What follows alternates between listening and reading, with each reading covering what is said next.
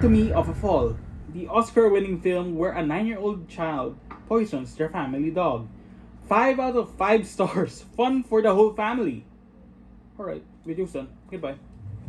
I'm just kidding, of course. Anatomy of a Fall is a pretty thrilling adventure about a woman's court case due to murder allegations being thrown at her.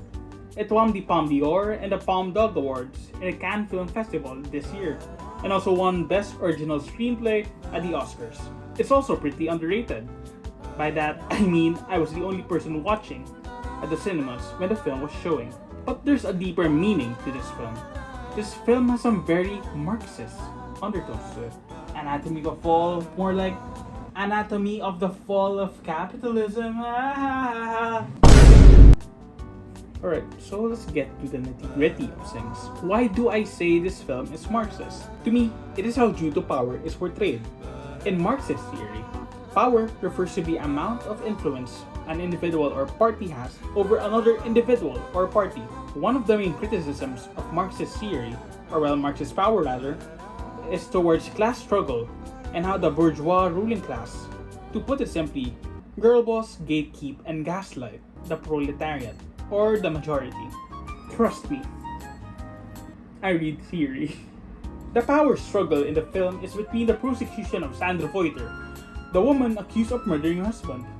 You might ask yourself, what's so communist about this, you commie fuck? Go back to the mountains.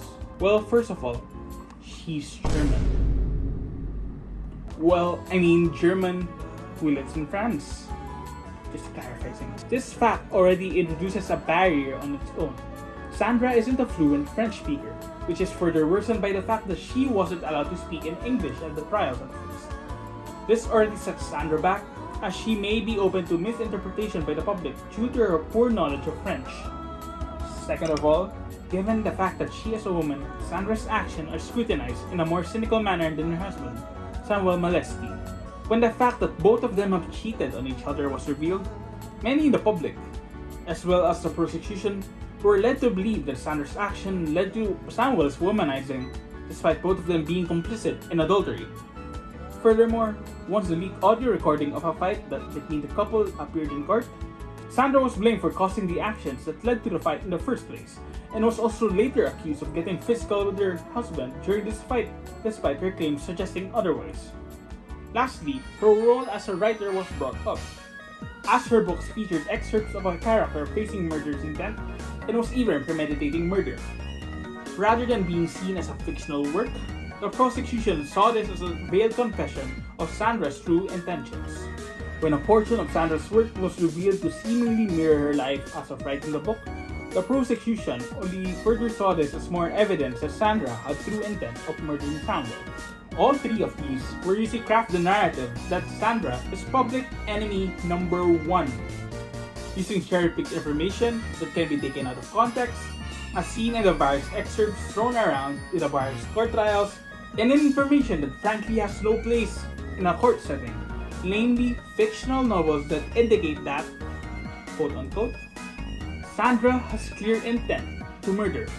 And unfortunately, it reflects the world we live in today. Sandra, as a German woman living in France, faces discrimination simply because of her gender, nationality, and even her occupation. Discrimination is still a large issue today, with many innocent people living their lives, being verbally or physically abused, even killed, just because of the way they are.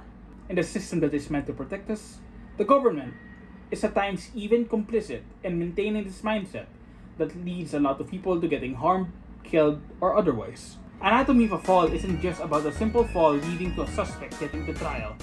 It isn't just about the inner workings of the system and how people traverse through it. It isn't just about a 9-year-old drugging a dog just to prove a point. Anatomy of a Fall is about power. How power is used to manipulate and coerce an individual or a group of people to believe one thing over the other. How power is used to trick people into believing something that may or may not be true. How power confirms one's biases for some and challenges them in others.